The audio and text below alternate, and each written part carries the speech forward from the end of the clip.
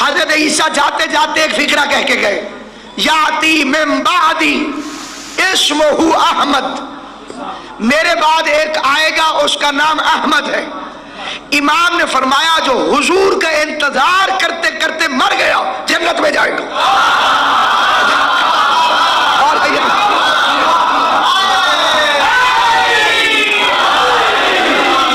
جس نے خالی انتظار کیا کہ حضور تشریف لائیں گے وہ جنت میں چلا جائے گا۔ اب یہ ایک لفظ ہے معرفت، حجت خدا کی معرفت، اس کی دو قسمیں، ایک ہے معرفت خاصہ، یہ خواص کے لیے، ایک ہے معرفت عامہ، یہ عوام کے لیے، اور ایک ان دونوں سے اوپر کی معرفت ہے، معرفت حقیقی، کہ ان کی حقیقت کیا ہے، وہ کوئی چاہے بھی تو نہیں پا سکتا، وہ یا اللہ کے پاس ہے یا رسول کے پاس۔ یہ وہی معرفت ہے جس کے لیے سلمان سے پوچھا گیا تھا مسجد میں کون کون ہے، سب کے نام لیے، مولا علی کا نام چھوڑ دیا، کہا ایک وہ ہے جسے میں نہیں جانتا۔ آدمی آیا تو اسی کو ڈھونڈنے لگ گیا جنہیں نہیں جانتا تھا، تو امیر نظر آئے، کہا سلمان نے جھوٹ بول دیا۔ سلمان کو بلایا تو کہا میں اب بھی قائم ہوں، وہ ہے وہ ہے وہ ہے وہ ہے وہ ہے، اور انہیں میں نہیں جانتا۔ حضور جانتے تھے، ہمیں بتانے کے لیے پوچھ لیا، سلمان دلیل پیش کرو۔ کہا آپ بھی جو تقریر میں کہا کہ علی کو یا اللہ جانتا ہے یا آپ جانتے ہیں، نہ میں اللہ نہ محمد مصطفیٰ، تو اب میں کیسے جان سکتا؟ ہم جان ہی نہیں سکتے کہ یہ کیا ہے۔ پہلی جہالت وہیں سے شروع ہوتی ہے جب یہاں سوال پیدا ہو جاتا ہے کہ ہم کیوں نہیں جان سکتے۔ ہمارے ذہن کو اتنے سورس نہیں دیے گئے کہ ہم آل محمد کو پہچان سکیں۔ یہ جو نام ہے یہ بھی تسکین قلب کے لیے ہے، تاکہ علامت کے طور پہ ہمیں نام بتا دیے جائیں، ورنہ اشارہ بھی نہیں ہو سکتا۔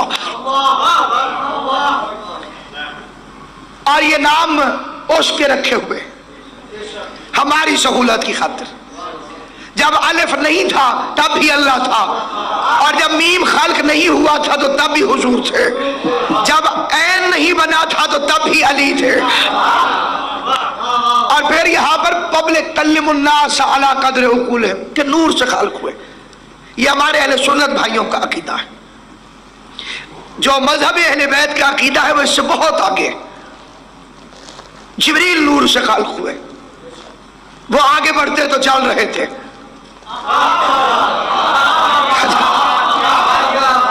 یہ نور ہے نا، جبرائیل نور ہے، اگر یہ آگے بڑھتے تو چل رہے تھے، اور حضور چمڑے کی جوتیوں سمیت چل رہے تھے، کیونکہ وہ جوتی حضور کے قدموں سے لپٹی ہوئی تھی، تو اس وقت وہ اپنی طینت میں جبریل کے نور سے افضل تھی۔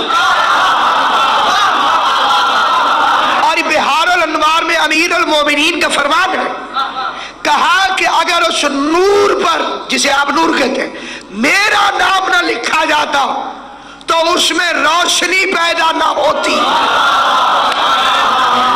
تو جو ہے کہ نہیں، آپ معلوم ہوا جہاں علی نہیں وہاں اندھیرا ہے، اب جہاں جہاں علی نہیں معلوم کس کے کلمے میں اندھیرا ہے، کس کی آذان میں اندھیرا ہے، کس کی نماز میں اندھیرا ہے۔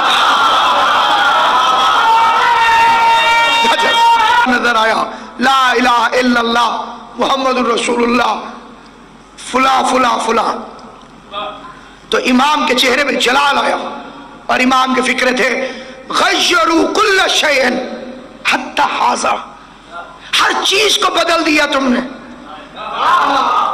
یہاں تک کہ اس کو بھی۔ فرمایا کہ عرش پر لکھا ہوا تھا لا الہ الا اللہ محمد الرسول اللہ علی امیر المومنین، اور پھر فرمایا کہ ابن قاسم ابن معاویہ، خدا کی قسم خدا نے کسی چیز کو خلق نہیں کیا، اس میں جان نہیں آئی جب تک اللہ نے اس پہ علی ولی اللہ نہیں لکھ دیا۔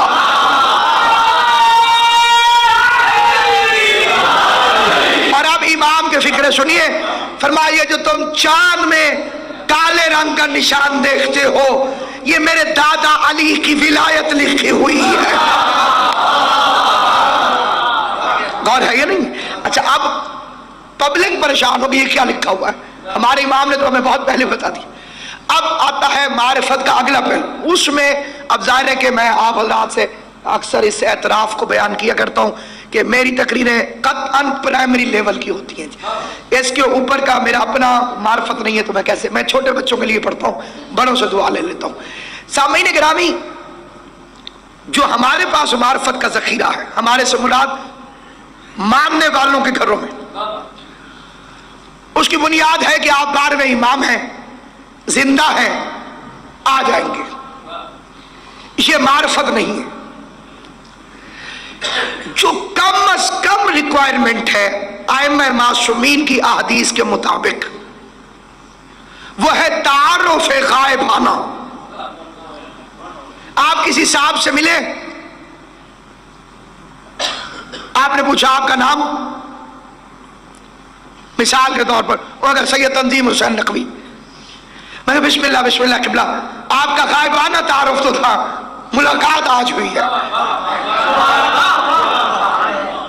تو کم از کم امام کا اتنا تعارف موجود ہو کہ ہم امام کو اتنا کچھ کہہ سکیں ان کے آنے کے بعد کہ مولا آپ کا غائبانہ تعارف تو تھا۔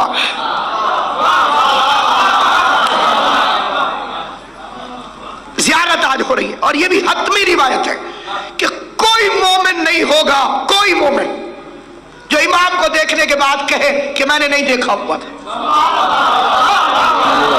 کوئی مومن نہیں، سب کہیں گے میں مل چکا تھا، میں نے دیکھا تھا، میری ملاقات ہوئی تھی، فلاں مشکل میں انہوں نے میری مدد کی تھی۔ آپ کو پاتا نہیں، جب آپ کو پاتا ہوں میں یا تو کھو جاتا ہوں میں یا کھو دیا جاتا ہوں میں۔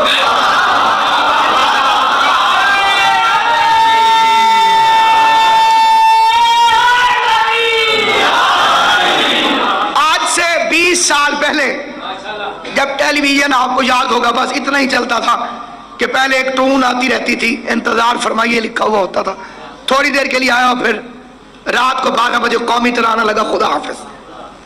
باہر والوں کے لیے آسانی ہوگی، کم از کم جو یہاں کے حضرات ہیں، میں اپنی معلومات کے مطابق عجیب لگتی تھی یہ روایت کہ اب حضرت کا ظہور ہوگا ہر کوئی اپنے گھر میں بیٹھ کر امام کے ظہور کو دیکھے گا۔ دیکھیے معجزات پر مبنی نہیں ہے زندگانی امامت، تاریخ انہوں نے امامت کی طاقت سے نہیں لکھوائی، پریکٹیکل لائف کو گزارا تاکہ کوئی اعتراض نہ کر سکے۔ اسی لیے وہ بشری روپ جس پر گفتگو آئندہ تقاریر میں آپ کی خدمت میں آئے گی کہ اس کالم میں ڈھال کے کیوں بھیجا گیا۔ تو اب آپ میڈیا کی ترقی دیکھیے، نیوز الرٹ کا جو سسٹم چلا ہے، ایس ایم ایس کے ذریعے، ٹیلی ویژن کے ذریعے، انٹرنیٹ کے ذریعے، صادق آل محمد کی حدیث ہے، میں دیکھ رہا ہوں الناس یستمعون القول بلغتہم، مشرق میں بیٹھا ہوا آدمی مغرب میں بیٹھے ہوئے سے براہ راست اپنی زبان میں گفتگو کر رہا ہے۔ اس زمانے کے علماء کے لیے روایتیں بڑی مشکل تھی، علماء کے لیے بھی، عارفین کے لیے بھی نہیں، علماء کے لیے بڑی مشکل تھی، عوام کے لیے بڑی مشکل تھی کہ یہ کیسے ہو سکتا ہے، یہ کیسے ممکن ہے، یہ کیوں کر ہو سکتا ہے۔ اسی لیے اکثریت روایات کی اب بھی موجود ہے جس کے اندر ایسی ایسی باتیں ہیں جسے سننے کے بعد انسان حیران ہو جائے کہ یہ کیسے ہوگا۔ مردے کے زندہ ہو جانے کے احکام یہ صرف ہماری فقہ کے اندر موجود ہے۔ اگر کوئی مر جائے اور پھر زندہ ہو جائے اس کے احکام ہماری فقہ کے اندر، لیکن آپ نے توضیح المسائل میں نہیں پڑھے ہوں گے، تحفۃ العوام میں نہیں پڑھے ہوں گے، رسالہ عملیہ میں نہیں لکھے جاتے، بیسک بکس کے اندر موجود ہے، کیونکہ پبلک کی ضرورت نہیں آئی ابھی تک کہ ایسا ہوگا۔ لکھا ہوا ہے تو ہوگا. آپ کسی صاحب کے گھر نماز پڑھ رہے ہیں، آپ نے ان کی اجازت سے نماز پڑھنی ہے، اجازت کے بغیر نہیں پڑھ سکتے. دوران نماز آپ کو احساس ہوا کہ جس کی اجازت سے نماز پڑھ رہا تھا ان کا انتقال ہو گیا. فقہ کہتی ہے نماز توڑ دو اور فوراً گھر سے باہر چلے جاؤ، کیونکہ اب وراثت منتقل ہو گئی ہے. نیا مالک راضی ہے یا نہیں ہے یہ ابھی طے ہونا باقی ہے. توڑو، باہر چلے جاؤ، یہ فقہ کا مسئلہ ہے. تو اب سامعین گرامی قدر، تعارف غائبانہ کہ ہمیں امام کی وہ معرفت حاصل ہو سکے جس میں ہمیں ان کی عقیدت میں اختیار کا اندازہ ہو، ان کے بنیادی نشانیاں اور ان کے اختیار بالخصوص، کیونکہ امام کے ظہور کے بعد جس غلطی کی معافی نہیں ہوگی وہ اختیار حجت میں شک ہے.